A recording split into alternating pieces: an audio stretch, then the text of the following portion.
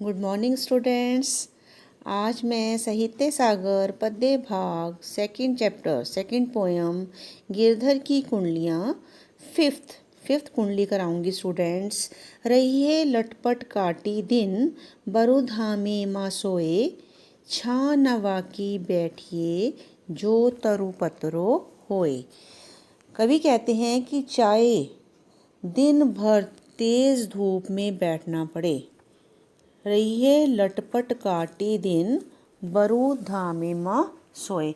इसमें कवि ने हमें जीवन में सुख दुख सहते हुए किसी प्रकार भी अगर जीवन व्यतीत करना पड़े तो हमें करना चाहिए, उसके बारे में बता रहे हैं। रहिए लटपट काटी दिन, लटपट मीन्स गिरते पड़ते किसी तरह से भी, काटी मीन्स काटना चाहिए, बरू मीन्स चाहे भले ही, धामे मीन्स धूप, धामे मीन्स धूप, सोए मीन्स सोना। कहते हैं कि हमें लटपट काटी दिन, कि हमें चाहे दिन में धूप में ही क्यों ना सोना पड़े। बरू मीन्स चाहे, भले ही, धामे मीन्स धूप, भले ही धूप में ही क्यों ना सोना पड़े, बैठना पड़े। रहिए लटपट काटी दिन, हमें गिरते पड़ते किसी तरह भी दिन को काट लेना चाहिए। छा न वाकी बैठिए, वाकी मीन्स उसकी, छा न वाकी, वाकी मीन्स बैठना चाहिए, वाकी मीन्स उसकी।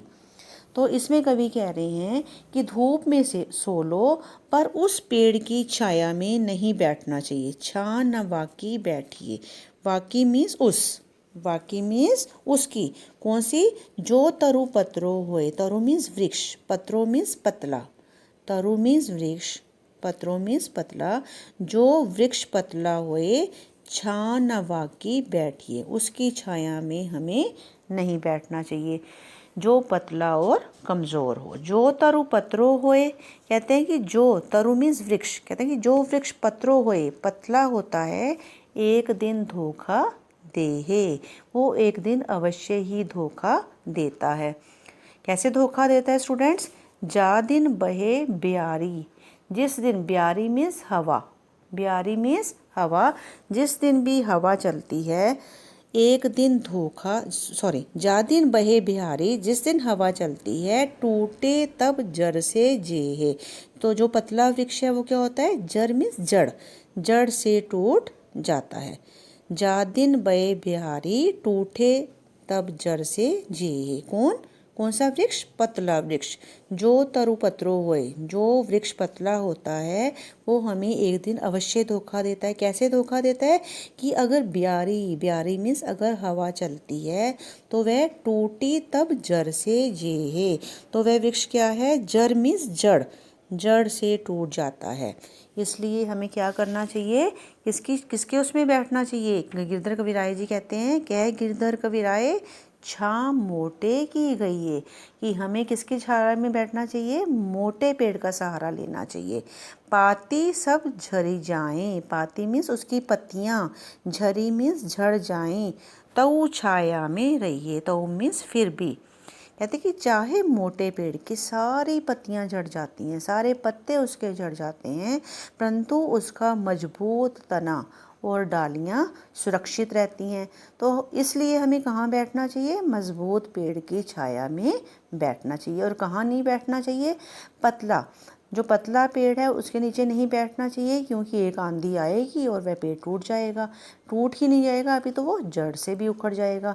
इसलिए हमें किसका सहारा लेना चाहिए? मोटे पेड़ का सहारा लेना चाहिए। क्यों मोटे पेड़ का सहारा क्यों लेना चाहिए? क्योंकि मोटा पेड़ जो है आंधी आने पर स्वयं को भी सुरक्षित रख सकेगा, चाहे उसके पत्ते भी झड़ जाएं, लेकिन जो उसका तना होगा वो मजबूत होगा, उसकी डालियां सुरक्षित होंगी, इसलिए हमें वहाँ बैठना चाहिए। तो अब पेड़ के उदाहरण से हमें कवि ने क्या समझाने का प्रयास किया है? हमें यह समझाने का प्रयास किया है कि हमें समर्थ व्यक्ति का ही सहारा लेना चाहिए। समर्थ में सबल, जो बल युक्त हो व्यक्ति, हमें निर्बल व्यक्ति का कभी भी सहारा नहीं लेना चाहिए। क्यों? क्योंकि जो निर्बल व्यक्ति है वह मुसीबत आने पर अपनी ही रक्षा नहीं कर पाएगा, तो फिर वो हमारी रक्षा कैसे करेगा? ओके स्टूडेंट, समझ आया आपको कि हमें किसका आश्रय लेना चाहिए? सबल व्यक्ति का, मजबूत व्यक्ति का, जो अपनी भी सुरक्षा कर सके और दूसरों की भी कर सके। और जो कमज़ोर व्यक्ति है वो मुसीबत आने पर अपनी ही नहीं रक्षा कर पाएगा तो फिर वो दूसरों की रक्षा कैसे करेगा? सबल व्यक्ति जो होता है वो अनेक कष्ट भी झेल लेता है, सुरक्षित रहता है और उसके सहारे हम स्वयं को भी सुरक्षित रख सकते हैं। पानी बाड़े नाव में, घर में बाड़े दाम।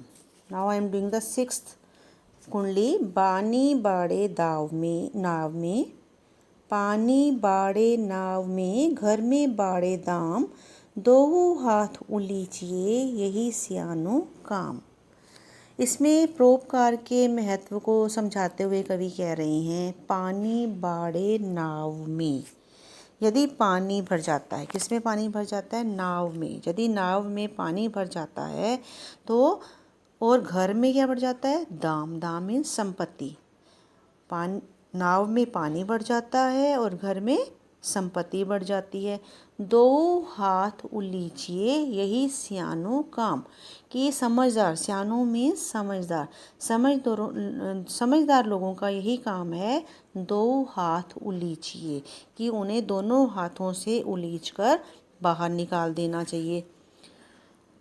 यही सियानो काम, यही सियाने लोगों का काम है। कहने का तात्पर्य यह क्या है? जिस प्रकार घर में धन संपत्ति बढ़ जाती है तो हमें उस धन संपत्ति को परोपकार के काम में लगाना चाहिए। यही बुद्धिमान लोगों का काम होता है और हमें परोपकार करना चाहिए। पानी बाड़े, और यदि पानी भर जाता है नाव में तो भी हमें दोनों हाथों से उस पानी को बाहर निकाल देना चाहिए। क्यों? क्योंकि यदि हम पानी बाहर नहीं निकालेंगे तो क्या होगा? नाव डूब जाएगी। उसी प्रकार यदि घर में बहुत सारा धन आ जाएगा तो हमें क्या करना चाहिए? हमें उस धन को दान पुण्य में लगाना चाहिए। नहीं तो क्या होता है, कई बार दान जो है, जो धन जो है वो चोरी होने का भी भय रहता है। यही सियानों काम राम को सुमरिन कीजिए। यही समझदार लोगों का काम है कि उन्हें राम नाम का स्मरण करना चाहिए। उन्हें परस्वार्थ के काज मीन्स दूसरों की भलाई करनी चाहिए। और शीश आगे धर दीजिए, और परोपकार करते हुए यदि अपना सिर भी कटाना पड़े, शीश आगे धर दीजिए, यदि अपना शीश भी कटाना पड़े तो भी पीछे नहीं हटना चाहिए।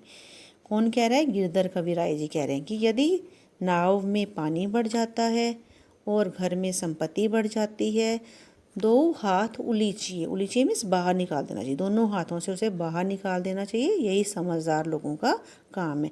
क्यों निकाल देना चाहिए? क्योंकि नाव में पानी बढ़ जाएगा तो हमें हमारे डूबने का भय बना रहेगा, और घर में अगर संपत्ति बढ़ जाएगी तो उसको चोरी होने का भय बना रहेगा।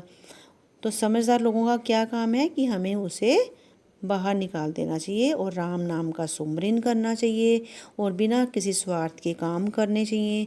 शीश आगे धर दीजिए, और यदि अपना सिर भी कटाना पड़े तो भी पीछे नहीं हटना चाहिए। कह गिरधर कविराय बड़ेन की यही वाणी। बड़ेन मीन्स बुद्धिमान लोगों की। बड़ेन की यही वाणी चलिए चाल सुचाल। सुचाल मीन्स अच्छी चाल। राखिए अपना पानी। गिरधर कविराय जी कहते हैं कि बुद्धिमान व्यक्ति ऐसा ही करते हैं। बड़ेन की यही वाणी, बड़ेन मीन्स बड़े लोग, बुद्धिमान लोग जो हैं वो ऐसा ही करते हैं। चलिए चाल सुचाल, चलिए चाल सुचाल, वो अपना चाल चलन, वो अपना आचरण, वो अपना व्यवहार जो है वो हमेशा कैसे रखते हैं? अच्छा रखते हैं। राखिए अपना पानी, पानी मीन्स यहाँ पे सम्मान, इज्जत, ताकि उनका सम्मान, ताकि उनकी इज्जत बनी रहे। तो हमें परोपकार के लिए हमें अपना अगर जीवन तक भी देना पड़े तो वह भी कम है। तो गिरधर कविराय जी कहते हैं कि हमें बड़ों ने ये सीख दी है कि हमें हमेशा सही मार्ग पर चलना चाहिए और अपना सम्मान बनाए रखने का प्रयास करना चाहिए। Okay students.